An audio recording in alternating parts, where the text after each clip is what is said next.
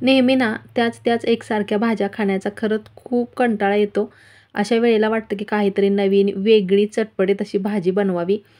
हे छोटे-छोटे बटाटे पाहून तुम्हाला वाटलं असेल की दम आलूची रेसिपी करते की काय? पण आज मी दम आलूपेक्षा पण टेस्टी लागणारी आणि पटकन होणारी रेसिपी तुम्हाला बनवून दाखवत आहे.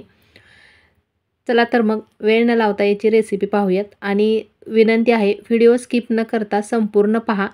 म्हणजे रेसिपी कशी बनवते ते तुमच्या लक्षात येईल. नमस्कार, गायत्रीज किचन मराठी या रेसिपी चॅनलमध्ये पुन्हा एकदा तुम्हा सर्वांचं अगदी मनापासून स्वागत करते.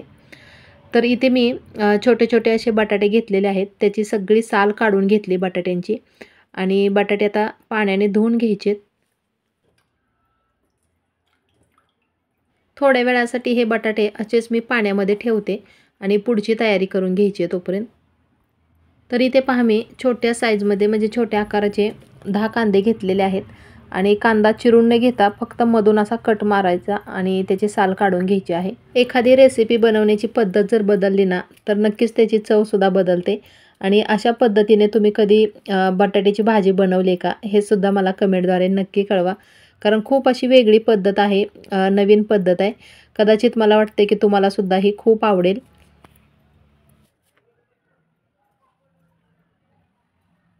अशा पद्धतीने पहा कांदे असे मधून कट करून ठेवलेले आहेत. त्यानंतर इथे टोमॅटोसुद्धा चिरून घ्यायचा आहे आणि टोमॅटोसुद्धा असा मोठ्या आकारामध्ये मी कट करून घेते. एक मोठ्या साईजचा टोमॅटो मी इथे कट करून घेतलेला आहे.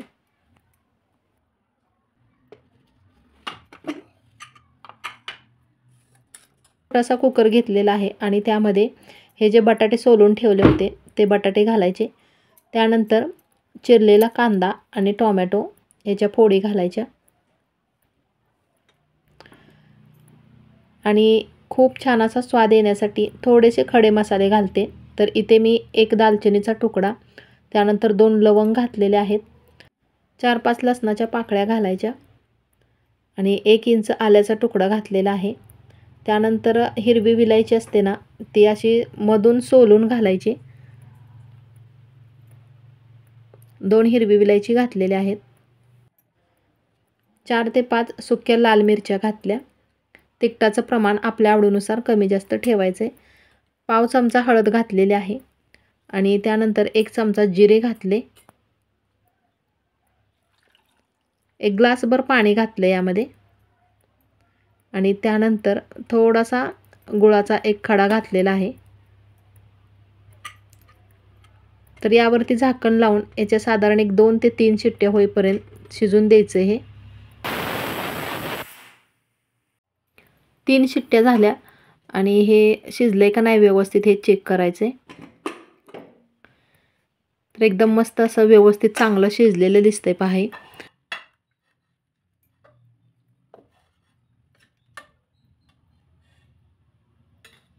यातले फक्त हे जे अख्खे बटाटे आहेत ते एका साईडला काढून घेते मी.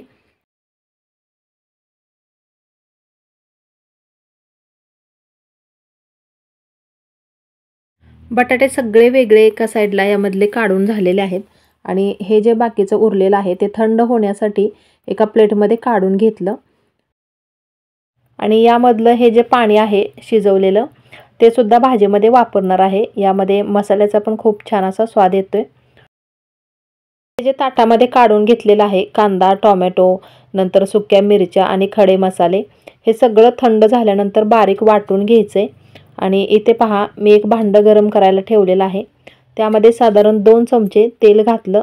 तेल चांगलं असं तापून द्यायचे आणि तेल तापलं की त्यामध्ये सगळ्यात अगोदर घालायची आहे मोहरी. मोहरी छान अशी तडतडली की लगेचच त्यामध्ये कढीपत्ता घालायचा.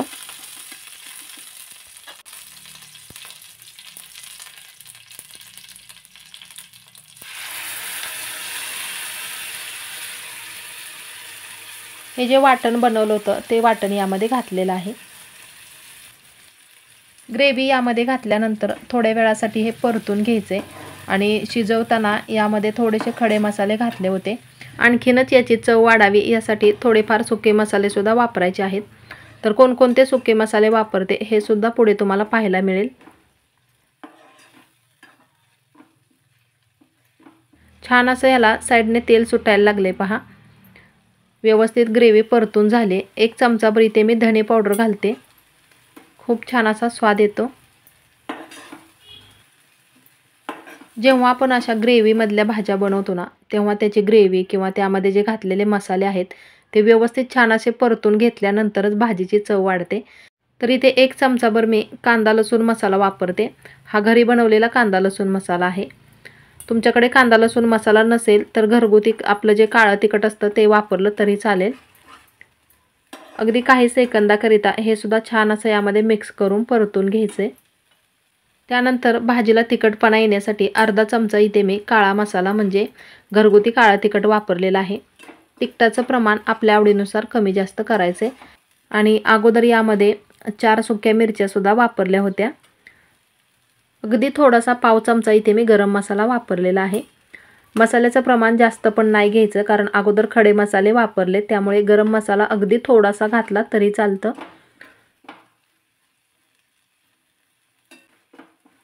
मसाल्याचा एवढा खमंग असा वास सगळ्या घरभर पसरलेला आहे. मस्त छान अशी ग्रेव्ही मी परतून घेतली आणि साईडने बघायला तेल किती छान सुटलेलं आहे. अगदी थोडंसं तेल वापरलं होतं, 2 चमचे. त्यानंतर इथे शिजवून घेतलेले बटाटे घालायचे.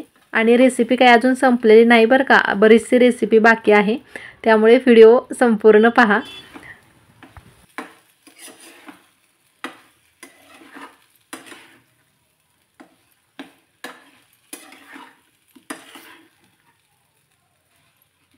या ग्रेव्हीसोबत हे बटाटेसुद्धा एखादा मिनिटभर चांगले परतून घ्यायचे.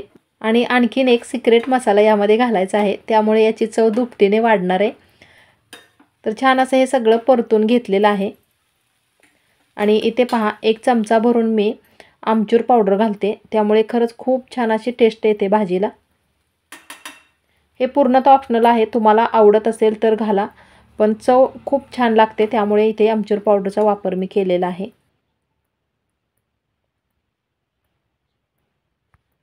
या भाजीमध्ये शेंगदाण्याच्या कुटाचा मी अजिबात वापर केलेला नाही आणि भाजीला तर दाटसरपणा चांगला आला पाहिजे यासाठी इथे छोटे 2 चमचे मी बेसन पीठ वापरते. त्यामुळे भाजीला खूप असा दाटसरपणा येतो आणि मस्त लागते एकदम. एखादा मिनिटभर हे सुद्धा बेसन पीठ चांगलं भाजून घ्यायचं आहे आणि या ग्रेव्हीसोबत बटाट्यासोबत ते छान असं भाजून घेते. त्यानंतर हे जे साईडला ठेवलं होतं पाणी आपण, म्हणजे हे भाज्या शिजवलेलं पाणी, ते पाणी यामध्ये घातलेलं आहे.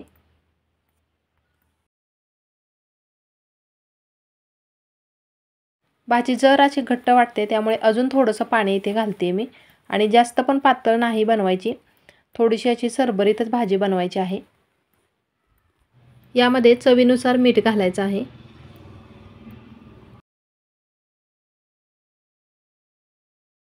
गॅसची फ्लेम कमी ठेवायची आणि मंद आचेवरती 2 मिनिट यावरती झाकण ठेवून व्यवस्थित छान अशी याला उकळी येऊन द्यायची. खरं सांगू का, तुमचा विश्वास बसणार नाही, पण एवढा भाजीचा खमंग असा स्वाद सगळीकडे दरवळायला लागला आहे.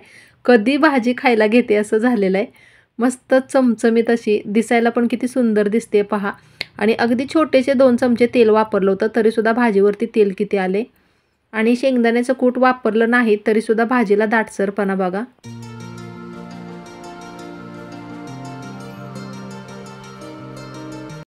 थोडीशी जरी रेसिपी आवडली असेल तर प्लीज लाईक, शेअर आणि आपल्या चॅनलला सबस्क्राईब करायला अजिबात विसरू नका.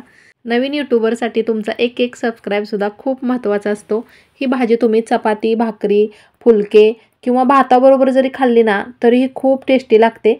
चला तर मग मी लवकरच भेटते अशीच एखादी नवीन छानशी वेगळी रेसिपी घेऊन पुढच्या व्हिडिओमध्ये.